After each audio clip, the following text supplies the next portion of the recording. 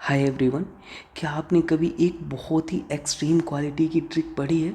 Hybridisation की आप बहुत सारी वीडियो देखा होगा आपने, पर ये वीडियो का कोई कंपैरिजन नहीं है। इसे कहते हैं एकदम हाई क्वालिटी ट्रिक, जो कहीं पे फेल ना हो। अगर आपको लगता है कि आपको हाइब्रिडाइजेशन आता है तो आप ये सारे क्वेश्चन का जवाब मुझे बता दो। इसमें आपको हाइब्रिडाइजेशन निकालना है, इन सभी में। इसमें आपको ये बताना है कौन सा जो कटायनिक पार्ट होता है उसका हाइब्रिडाइजेशन क्या होगा। इसमें आपको ज्योमेट्री शेप दोनों बताना है और इसका हाइब्रिडाइजेशन बताना है। अगर आपने बता लिया तो आपको आता है हाइब्रिडाइजेशन, और मैं इस चीज़ की आपको गारंटी देता हूँ कि इस वीडियो के बाद आपका चाहे जेई हो, चाहे नीट हो, चाहे आईआईटी एडवांस हो, कभी हाइब्रिडाइजेशन का क्वेश्चन गलत नहीं होगा। मेरी कोशिश यही होती है, अगर मैं कभी आपको ट्रिक सिखाऊं ना तो इस लेवल की ट्रिक बताऊं जो कहीं पे फेल ना हो कि आपने 4 क्वेश्चन पे तो अप्लाई कर लिया, बाकी 5वें क्वेश्चन पे जाके उलझ गए, है ना। लोग आपको ट्रिक बताते हैं पर होता क्या है उसमें, आपने कुछ क्वेश्चन सॉल्व किया पर कहीं पे जाके उलझ गया। आज आपको मैं सिखाऊंगा इस ट्रिक नंबर 7-8 को कैसे सॉल्व करते हैं। आज मैं आपको बहुत सारी यूनिक बातें बताने वाला हूँ, और ये हमारी ट्रिक ऐसी होने वाली है कि कहीं पर भी फेल नहीं करेगी 99.9%।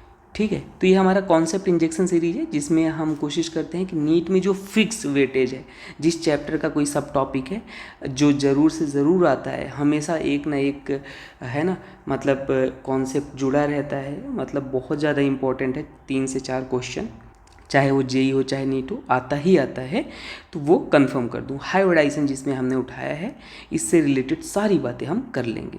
चलिए हम स्टार्ट करते हैं अपना ट्रिक से। तो ट्रिक अपना ये है पहला, कि हाइब्रिडाइजेशन कैलकुलेट करते टाइम अब 4 सेकेंड से ज़्यादा नहीं लगेगा, बस थोड़ा सा पेशेंस बनाना। स्टेरिक नंबर जो होता है वो होता है 1/2, और जो भी सेंट्रल एटम होता है उसका वैलेंस इलेक्ट्रॉन लिखना। अगर कोई नेगेटिव चार्ज है तो उसको ऐड करना, पॉजिटिव चार्ज है तो उसको माइनस करना। मान लो 2 पॉजिटिव लिखा है तो उसको 2 माइनस कर देना। अगर मोनोवैलेंट एटम जैसे हाइड्रोजन या हेलोजन हो तो उसको ऐड कर देना। अब स्टेरिक नंबर अगर मान लो 2 आ गया तो हो जाएगा sp, 3 आ गया तो sp2, 4 आ गया तो sp3, 5 आ गया तो sp3d, 6 आ गया तो sp3d2, 7 आ गया तो sp3d3 हो जाएगा, नहीं sp3d2 हो जाएगा, और 7 आने पे हो जाएगा sp3d3 हो जाएगा। ठीक है, और मज़े की बात यह है कि आपने लोन पेयर अभी निकाला होगा। कैसे निकालते हैं लोन पेयर, कि भाई आप ये निकाल के स्ट्रक्चर बना के काउंट करते हो। मेरे भाई, लोन पेयर का भी ट्रिक होता है। स्टेरिक नंबर जो आता है ना, उसको माइनस कर दो साइड एटम में, आपका तुरंत का तुरंत लोन पेयर निकल के चला आएगा। तो मैं एक बार आपको जल्दी से ये बता दूं कि स्टेरिक नंबर कौन से वाले क्या बना। और याद रखना, शेप अलग चीज़ होती है, लोग शेप और ज्योमेट्री में भी कंफ्यूज रहते हैं। तो आज ये सारी प्रॉब्लम आपकी सॉल्व होने वाली हैं। तो देखो, स्टेरिक नंबर 2 आया तो हाइब्रिडाइजेशन sp होगा, ज्योमेट्री लीनियर होगा। ये ज्योमेट्री की बात कर रहा हूँ मैं, ध्यान देना। बॉन्ड एंगल 180, 3 है तो sp2 ट्राइगोनल प्लेनर हो जाएगा 120, 4 sp3 टेट्राहेड्रल 109, और 5 है तो sp3d ट्राइगोनल बाइपिरामिडियल होता है। अच्छा, ये ऐसे दिखता है ट्राइगोनल बाइपिरामिडियल। एक सेकेंड बना देता हूँ अभी, तो ये और अच्छे से देखें ना, ये तो थोड़ा सा ये होता है। इसको एक्सियल बोलते हैं, इसको इक्वेटोरियल बोलते हैं। तो एक्सियल के बीच में कितना है, 180 है ना। एक्सियल इक्वेटोरियल 120, इक्वेटोरियल 120 है। ठीक है, ऑक्टाहेड्रल क्या है यहाँ पे, ऑक्टाहेड्रल होता है 90-80 होता है, मतलब ये ऐसे बनते हैं। स्ट्रेट वाले 90 हो गए, है ना, और बाकी ये वाले 90 और ये वाले 180 हो गए। 7 का पेंटागोनल बाइपिरामिडल, 7 का स्क्वायर एंटीप्रिज्मेटिक होता है, वो हम डिस्कस करेंगे। थोड़ा पेशेंस बना लेना, लिटरली आपको बेहतरीन चीज़ सिखाने वाला हूँ।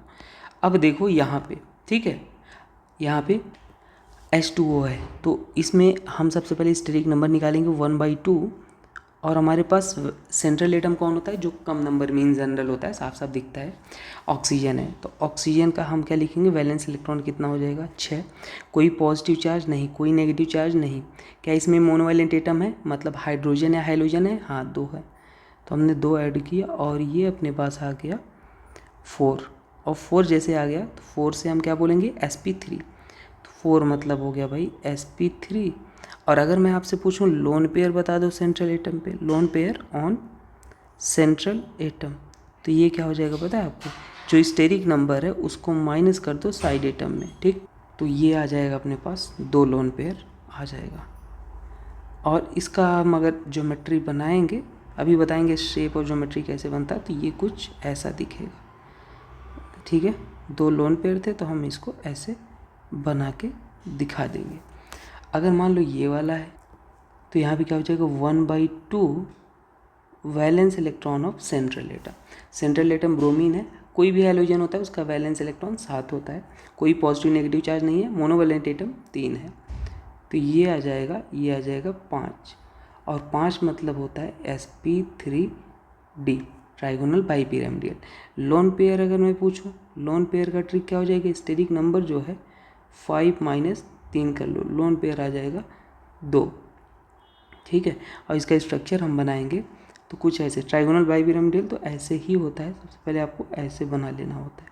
ठीक है, एक लाइन खींचो, और इसमें 2 लोन पेयर थे, तो 2 लोन पेयर होते हैं तो हमेशा उसको हम ऐसे इक्वेटोरियल पे इधर के साइड ही लगाते हैं, और हमेशा जो मोर इलेक्ट्रोनेगेटिव है उसको एक्सियल पे रखना, और इधर अपने पास क्या आ जाएगा, ब्रोमीन हो जाएगा। ठीक है, ऐसा। और मैं आपको बता दूं वैलेंस इलेक्ट्रॉन आपको क्या क्या, एटलीस्ट वैलेंस इलेक्ट्रॉन इतने का तो याद ही रखना। वैलेंस इलेक्ट्रॉन जैसे मान लो कोई भी हैलोजन है, फ्लोरीन क्लोरीन, तो उसका कितना होता है, 7 होता है।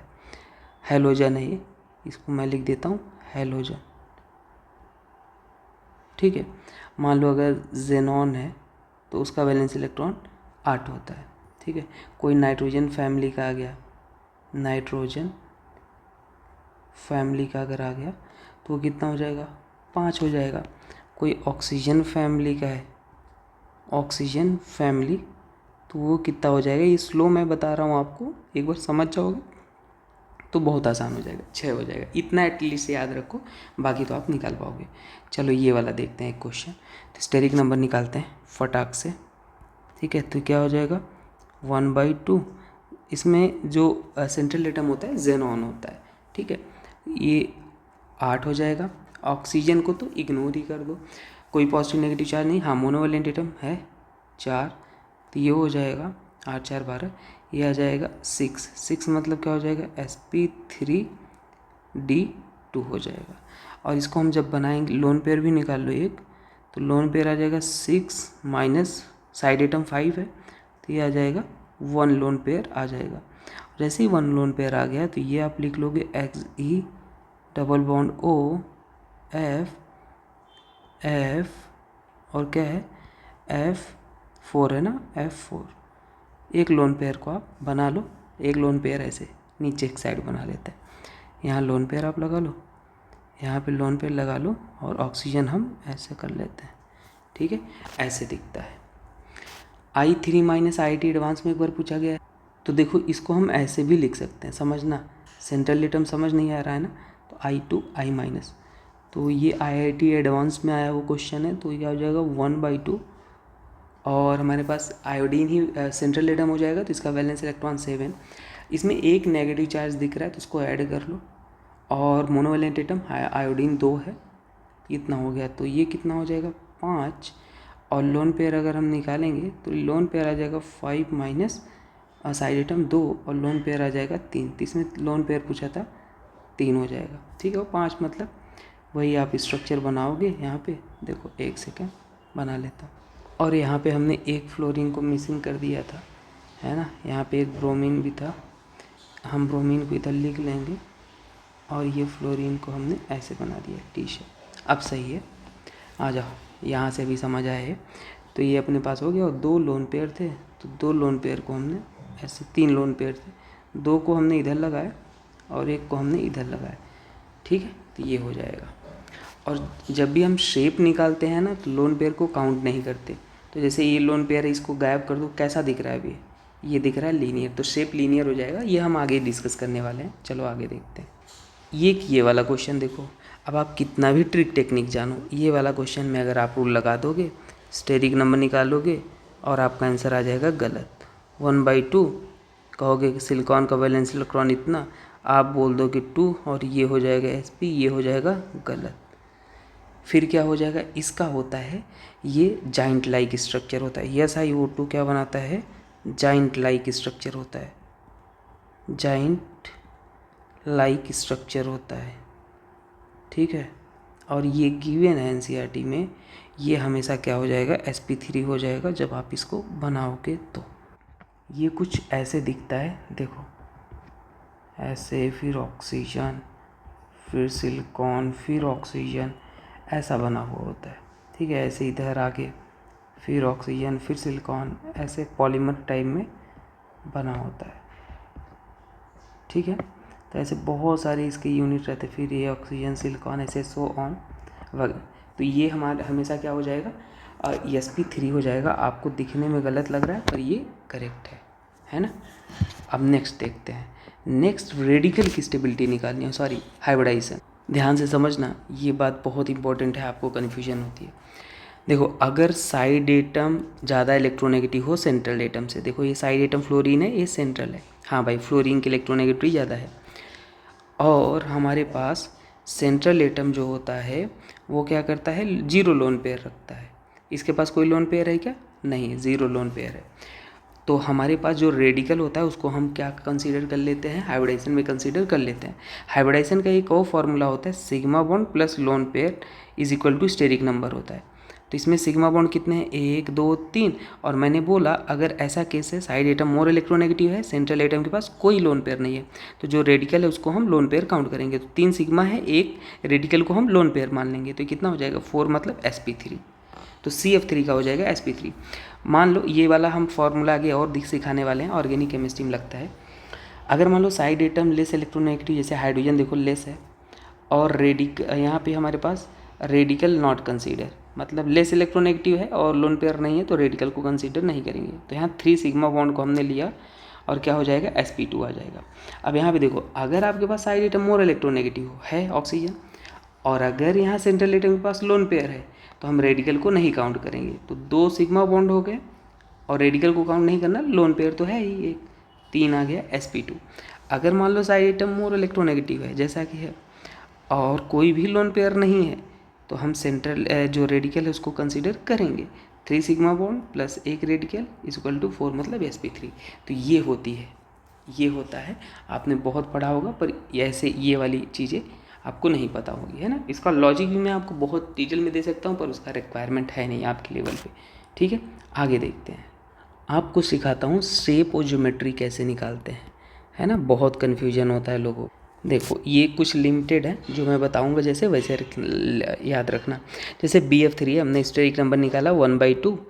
बोरॉन का वैलेंस इलेक्ट्रॉन 3 होता है ना, 5 है एटॉमिक नंबर, 2,3 हो जाएगा। और साइड एटम कितना, साइड एटम अपने पास हो जाएगा ये 3 हो जाएगा। साइड एटम 3, तो ये हमारे पास स्टेरिक नंबर आ गया 3 मतलब sp2 हो गया। अब ध्यान से देखना, अगर sp2 हो गया यहाँ पे, तो sp2 का जो ज्योमेट्री होता है वो फिक्स होता है, ऐसे ट्राइगोनल प्लेनर होता है, इसी को बोलते हैं ट्राइगोनल प्लेनर। अब शेप में हम क्या करते हैं, शेप में कभी भी लोन पेयर को इंक्लूड नहीं करते हैं, याद रखना। तो अगर मान लो हमारे पास ये कंडीशन या शेप 0 लोन पेयर है, स्टेरिक नंबर तो 3 ही है लेकिन 0 लोन पेयर है, तो वो हमारे पास जो शेप और ज्योमेट्री हो जाएगा दोनों सेम रहेगा, ट्राइगोनल प्लेनर यही दिखेगा। लेकिन अगर मान लो एक लोन पेयर है, तो एक लोन पेयर ऐसे लगाओ और लोन पेयर को हाइड कर लो, ये इंक्लूड नहीं होता शेप में। शेप कैसा दिख रहा है, अब देखो ये दिख रहा है एंगुलर बोल लो, इसी को वी शेप बोल लो या बेंट बोल लो। तो अगर 3 स्टेरिक नंबर में एक लोन पेयर आता है तो उसका शेप क्या हो जाता है, ये हो जाता है एंगुलर, बेंट या वी शेप। और नेक्स्ट है अपने पास, मान लो स्टेरिक नंबर 4। अगर मान लो स्टेरिक नंबर 2 होता तो 2 लीनियर शेप और ज्योमेट्री दोनों लीनियर ही होता है ना, इसीलिए 3 से स्टार्ट किया। मान लो स्टेरिक नंबर 4 है, तो ये sp3 होता है, क्या होता है, टेट्राहेड्रल होता है, इसको बोलते हैं। ये ज्योमेट्री है, ज्योमेट्री टेट्राहेड्रल होता है, ठीक है, टेट्राहेड्रल। ये क्या है भाई, ये ज्योमेट्री है। लेकिन अगर शेप की बात करें स्टेरिक नंबर 4 में, तो 0 लोन पेयर है, तो जो भाई शेप होता है वही ज्योमेट्री होता है, जो ज्योमेट्री होता है वही शेप होता है। हाँ, एक लोन पेयर है तो ये देखो, इसको हाइड करो, ये पिरामिड जैसा दिख रहा है, इसको बोलते हैं पिरामिडियल शेप। अगर 2 लोन पेयर है तो 2 लोन पेयर लगा लो, अब इसको हाइड करो, कैसा दिख रहा है, angular bent of P shape. ठीक है, तो ये होता है 2 लोन पेयर आए ये स्टेरिक नंबर 4 में, तो शेप हो जाता है ये वाला एंगुलर बेंट। ये स्टेरिक नंबर 5 है, तो इसका ज्योमेट्री क्या होता है, ये होता है ट्राइगोनल बाइपिरामिडियल, इसको एक्सियल बोलते हैं, इसको इक्वेटोरियल। तो यही मैं बोल रहा था, एक्सियल बॉन्ड हमेशा ज़्यादा होता है इक्वेटोरियल से, और ऑलवेज एक्सियल पे कौन होता है, मोर इलेक्ट्रोनेगेटिव एटम होता है, ऑलवेज याद रखना, ठीक है, मोर इलेक्ट्रोनेगेटिव एटम। अब ऐसे जैसे यहाँ पे देखो, हमें शेप निकालना है, तो शेप कैसे निकालेंगे, शेप आप जब भी निकालने जाओगे तो अगर 0 लोन पेयर है तो भाई जो ज्योमेट्री वही शेप। हाँ, एक लोन पेयर है तो लोन पेयर हमेशा यहाँ लगेगा, ये फिक्स है 3, अगर 5 स्टेरिक नंबर आते हैं तो एक लोन पेयर है तो यहीं पे लगाना, ये इस पर तो मोर इलेक्ट्रोनेगेटिव एटम ही लगाना। तो इसको हम बोलते हैं सी शॉ शेप, याद रख लो, ओपन लाइक बुक स्ट्रक्चर। अगर 2 लोन पेयर आता है तो हम यहीं पे लगाएंगे जैसा कि हमने किया था, इसको बोलते हैं टी शेप। और अगर मान लो 3 लोन पेयर आता है तो हम यहाँ लगाएंगे, और शेप क्या हो जाएगा, ये दिख रहा है लोन पेयर, हाइड कर लो, इसको बोलते हैं लीनियर। ठीक है, जैसे ऐसा 4 ले लिया, एक एग्जांपल, दोनों में शेप वो बताना है। तो यहाँ पे हम स्टेरिक नंबर निकाल लेंगे, यहाँ पे निकालेंगे क्या हो जाएगा 1/2, और valence electron of central atom sulphur का 6, कोई पॉजिटिव नेगेटिव चार्ज नहीं, ये 4 हो जाएगा। तो ये आ जाएगा 5 मतलब होता है sp3d। अगर ज्योमेट्री हम देखेंगे, और लोन पेयर भी निकाल लो पहले, तो लोन पेयर क्या हो जाएगा 5, साइड एटम कितने हैं 4, एक लोन पेयर आ गया। तो अगर इसमें हम निकालेंगे ज्योमेट्री, सबसे पहले निकालेंगे ज्योमेट्री। ठीक है, ज्योमेट्री हमारे पास क्या हो जाएगा, TBP हो जाएगा, ट्राइगोनल बाईपिरामिडियल हो जाएगा, S और F इधर हो जाएगा, SF इधर हो जाएगा, और एक लोन पेयर है तो अभी तो बताए इधर लिखते हैं इसको, ज्योमेट्री यही हो जाएगा। ठीक है, ज्योमेट्री में हम लोन पेयर को काउंट करते हैं। लेकिन अगर शेप निकालोगे यहीं पे देखो, तो लोन पेयर को हाइड कर लो, कैसा दिख रहा है, लोन पेयर को हाइड करने के बाद ये दिखता है सी शॉ शेप हो जाएगा। समझ आया आपको? तो एक एग्जाम्पल हमने लिया, बाकी हमने केमिकल बॉन्डिंग में पढ़ाया। नेक्स्ट हम देख लेते हैं, हाँ ये वाला हो गया। अब हम यहाँ स्टेरिक नंबर 6 देखते हैं। अगर मान लो हमारे पास स्टेरिक नंबर 6 आता है तो ज्योमेट्री ऑक्टाहेड्रल होता है, ऐसे ऐसे बनाते हैं। और शेप क्या हो जाता है, शेप अगर मान लो 0 लोन पेयर है तो शेप ऑक्टाहेड्रल रहेगा, एक लोन पेयर है तो यहाँ पे आता है जो XeOF4 वाला नहीं बनाया था हमने अभी, तो XeOF4 वाला एग्जाम्पल यहीं लिख देता हूँ। ठीक है, तो ये क्या था, ऐसे था, इसको बोलते हैं स्क्वायर पिरामिडियल शेप, है ना, स्क्वायर पिरामिड जैसा दिखता है। 2 लोन पेयर आता है तो उसको हम क्या बोलते हैं, स्क्वायर प्लेनर बोलते हैं। ये हमने थोड़ा सा इसको ले आने में मिस्टेक हो गई, तो ऐसा होता है। ठीक है, ये हो गया स्क्वायर प्लेनर बोलते हैं। तो आई होप आपको समझ आ गया। अब यहाँ पे हम देखते हैं स्टेरिक नंबर अगर 7 है तो क्या करें। स्टेरिक नंबर अगर 7 आ जाए तो वहाँ पे होता क्या है, हैलोजन अगर फ्लोरीन है तभी लगाना है। जो ज्योमेट्री होगा वो sp3d2 हो जाएगा, पेंटागोनल बाईपिरामिडियल बोलते हैं इसको। और ये हमने थोड़ा सा गलत लिख दिया, ये हो जाएगा sp3d3 हो जाएगा। तो क्या हो, ठीक है, तो इसको आप ये लगाना ऐसे, और इसको पेंटागोनल बाईपिरामिड। और अगर मान लो एक लोन पेयर आता है तो उसको हम बोलते हैं डिस्टॉर्टेड ऑक्टाहेड्रल। क्या बोलते हैं, डिस्टॉर्टेड ऑक्टाहेड्रल। अगर मान लो जैसे XeF6 है, ठीक है, इसमें एक लोन पेयर आएगा तो ये हो जाएगा डिस्टॉर्टेड ऑक्टाहेड्रल। 2 लोन पेयर हो जाता है तो उसको बोलते हैं पेंटागोनल प्लेनर, और फ्लोरीन ही है सब में, ये याद रख लेना। ठीक है, और अगर मान लो फ्लोरीन नहीं है, क्लोरीन ब्रोमीन आता है, बल्कि ग्रुप आता है, तो जो ज्योमेट्री होगा वही शेप होगा, और ये इसको बोलते हैं ऑक्टाहेड्रल, याद रखना। ठीक है, याद रख लेना। और यहाँ पे जैसे मान लो स्टेरिक नंबर अगर 8 होता है तो उसको हम बोलते हैं स्क्वायर एंटी प्रिज्मेटिक बोलते हैं। तो ये वाला पॉसिबल होता नहीं, आपको कभी पूछता नहीं है, पर आपको याद रख। ठीक है, ये स्क्वायर एंटी प्रिज्मेटिक। अब ऑर्गेनिक केमिस्ट्री में कैसे निकालते हैं हाइब्रिडाइजेशन, बेसिकली स्टेरिक नंबर कैसे निकालते हैं पता है, सिग्मा बॉन्ड लोन पेयर से कैलकुलेट करके निकालते हैं। स्टेरिक नंबर का फॉर्मूला है, तो अगर ये मान लो 2 आ गया तो sp, 3 आया sp2, 4 आया sp3। जैसे मान लो हमें निकालना है इस कार्बन पे हाइब्रिडाइजेशन निकालना है, समझना, इस कार्बन पे निकालना है हमें। ठीक, तो यहाँ कितने सिग्मा बॉन्ड है कार्बन पे, देखो 1 2 3 4 सिग्मा बॉन्ड है, और कार्बन पे लोन पेयर, चारों वैलेंस इलेक्ट्रॉन बॉन्ड में पार्टिसिपेट किए हैं, 0 लोन पेयर है ना कार्बन के पास। तो ये अपने पास आ जाएगा 4, मतलब क्या हो जाएगा sp3 हो गया। ऐसे यहाँ पे निकालेंगे तो ये क्या हो जाएगा, ये sp3 हो जाएगा। तो बड़ा ही आसान होता है, इसको ऐसे ही निकालते हैं। और ट्रिक है ये कि अगर सिंगल बॉन्ड है तो sp3 डबल हो तो sp2, ट्रिपल है तो sp।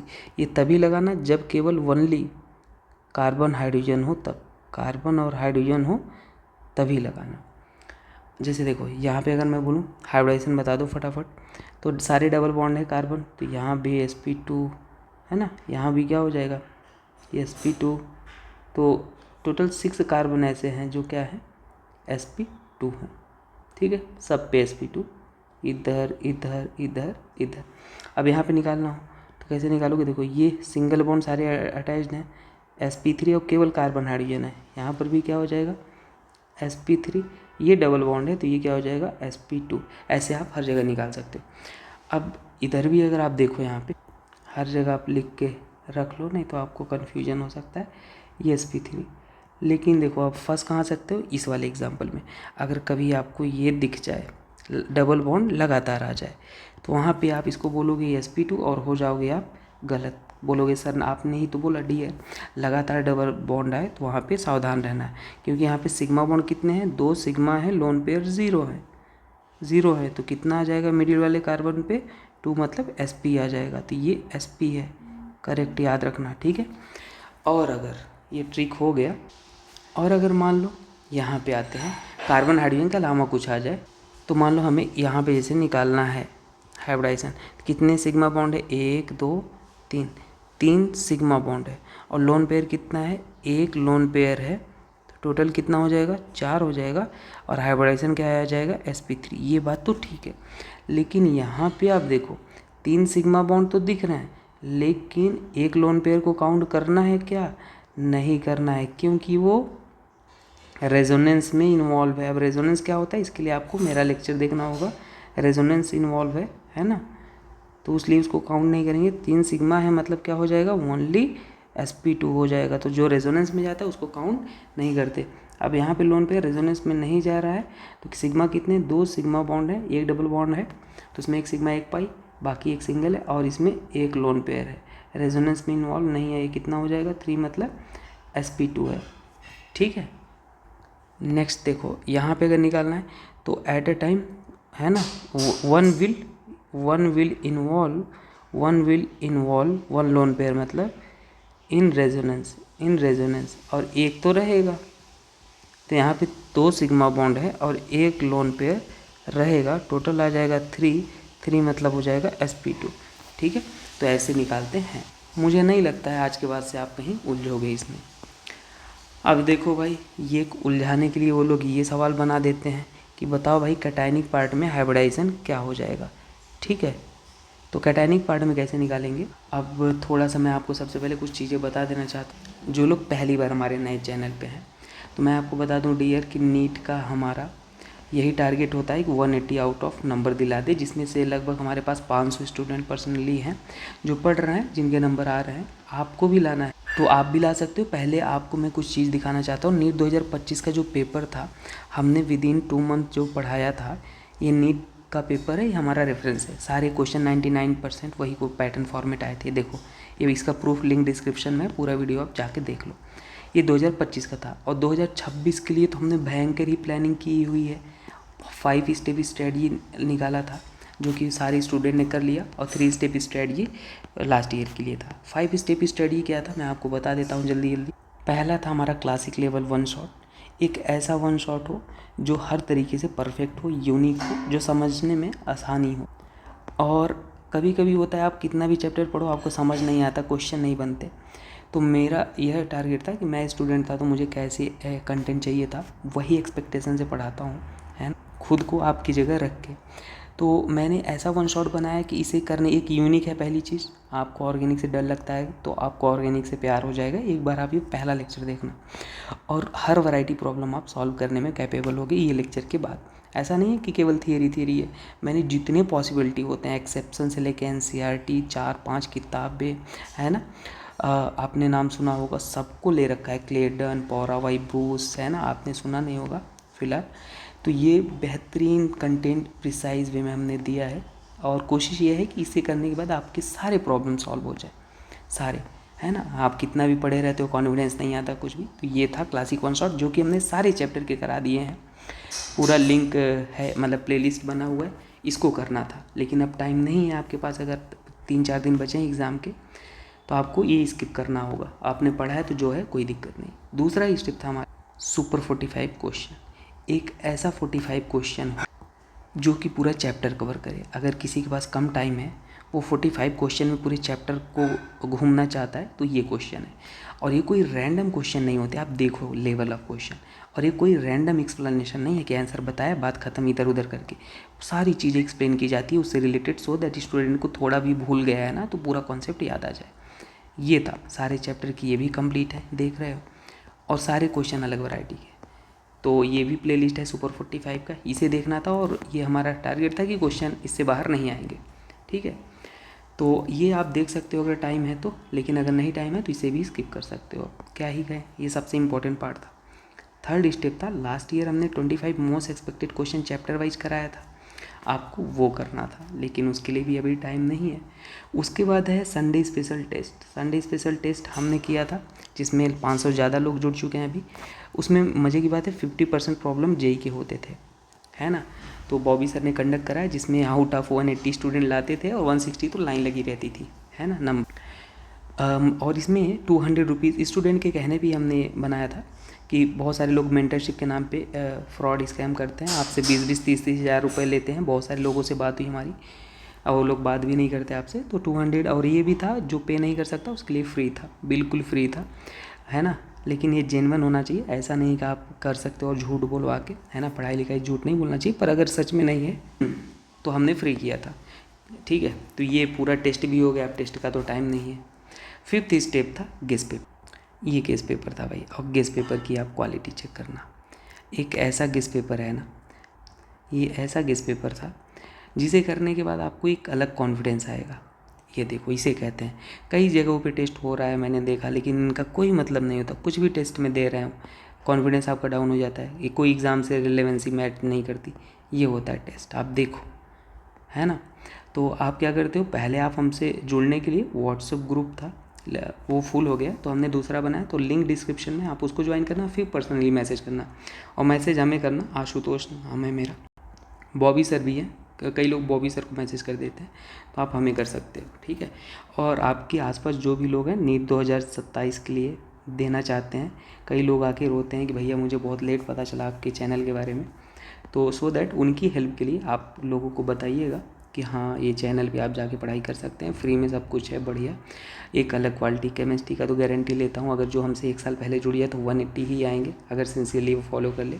इस बार कम से कम आई होप कि, है ना, बहुत सारे सिलेक्शन होंगे इस बार, बताऊँगा बाद में। और जिसको पर्सनली पढ़ना है वो भी मैसेज कर सकता है, सारी चीज़ें, ठीक है। और हम कोशिश करेंगे कि आपको नेक्स्ट ईयर 2027 के लिए पहले से ट्रेनिंग दें। तो ये था फिफ्थ स्टेप।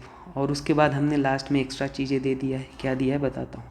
हमने स्टूडेंट के कहने पे समझ नहीं आ रहा था उनको कैसे रिवीजन करें, तो 3 आवर करके फिजिकल, ऑर्गेनिक, इनऑर्गेनिक पूरा रिवाइज करा दिया। 6 आवर में पूरी केमिस्ट्री एकदम कोर कॉन्सेप्ट जो होता है चैप्टर का ना, पूरा करा दिया है अभी रिसेंट में। और टॉप जो 100 क्वेश्चन होते हैं ना हर चैप्टर के, कौन से क्वेश्चन याद रखने चाहिए, तो वो भी करा।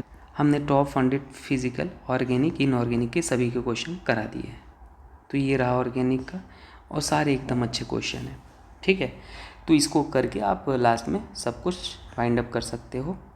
और हाँ, आप जुड़, और ये लास्ट में तो हमने कॉन्सेप्ट इंजेक्शन सीरीज चालू किया था, मतलब एक ऐसा था कि 4 सेकेंड ट्रिक रहेगा, जिससे मतलब क्वेश्चन होते हैं ना कि आते ही आते हर साल हैं, वो आपसे बन जाए। तो जैसे इससे पहले एरोमेटिसिटी का है, टॉप 30 नेम रिएक्शन करा दिया, तो ये कॉन्सेप्ट इंजेक्शन था जिसमें थोड़ी छोटी छोटी वीडियो डालते रहते हैं। इसके पहले ये वीडियो सारी आ गई हैं, 30 नेम रिएक्शन की आ गई हैं, पी ब्लॉक आ गया है ना, और ऑल ऑर्गेनिक टेस्ट आ गया है। एक चीज़ और है, जो लोग लेट जुड़ रहे हैं वो रिग्रेट नहीं करेंगे किसी बात को लेके, ठीक है। जो भी आपने पढ़ा है अच्छे से किया है, कोई दिक्कत नहीं है, बढ़िया करोगे आप, और टेंशन लेने की ज़रूरत नहीं है। आप अपना 100% दे दो, बाकी भगवान पे भरोसा करो, है ना। कोई दिक्कत नहीं है, ज़िंदगी में जो होता है अच्छा होता है, कोई टेंशन नहीं। चलो ये चीज़ें भी बता दूं आपको। हाँ, कैटायनिक एनायनिक वाला पार्ट रह गया था। PCl5 सॉलिड अगर है ना तो PCl4+ में एग्जिस्ट करता है, PBr ये ऐसे, और Cl2O5 है तो ऐसे एग्जिस्ट करता है, ठीक है। तो ये रहा, Cl2O5 अगर है तो ClO2+ में एग्जिस्ट करेगा। अब इसी का पूछा था कैटायनिक पार्ट का हाइब्रिडाइजेशन, निकाल पाओगे आप। 1/2 सेंट्रल एटम क्या है, क्लोरीन 7, ऑक्सीजन को ऐड नहीं करो, ये पॉजिटिव है तो उसको माइनस कर दोगे, ये हो जाए, और आप निकाल पाओगे सीधे सीधे जो भी आएगा, टेट्राहेड्रल। हाँ, एक चीज़ है कि अगर मान लो sp है तो इसमें p कौन यूज होता है, px वाला। जैसे sp3d है तो इसमें d कौन सा यूज होता है, ये dz² वाला। याद है स्टार्टिंग वाले क्वेश्चन हमने जो आपको दिखाए थे, यही तो पूछा था आपसे। तो यहाँ पे पूछा था हाइब्रिडाइजेशन ऑफ कैटायनिक पार्ट। अच्छा, dz² कौन सा यूज हुआ है ना? नहीं, इसका पूछा था, इसका हो गया ऐसा, इसका क्या हो जाएगा, ऑक्टाहेड्रल हो जाएगा। अब तो हो जाएगा ना, क्लोरीन और ब्रोमीन आ जाते हैं तो स्टेरिक नंबर 7 वाले, ठीक है। तो DZ यूज होता है तो वो भी पूछता है। तो ये रही हाइब्रिडाइजेशन की कहानी। आप कोई जेई नीट एडवांस कुछ भी क्वेश्चन लेके सॉल्व कर सकते हो, ठीक है, कोई प्रॉब्लम नहीं आएगी। चलो, थैंक यू एवरीवन, मिलते हैं नेक्स्ट वीडियो में। नेक्स्ट वीडियो डाइपोल मोमेंट का आएगा और बॉन्ड एंगल का भी बता दूंगा, जो भी इंपॉर्टेंट है जिससे हमेशा क्वेश्चन आते हैं वो बताने वाला। Thank you. PDF के लिए ग्रुप ज्वाइन कर लो, है ना, व्हाट्सअप और टेलीग्राम दोनों।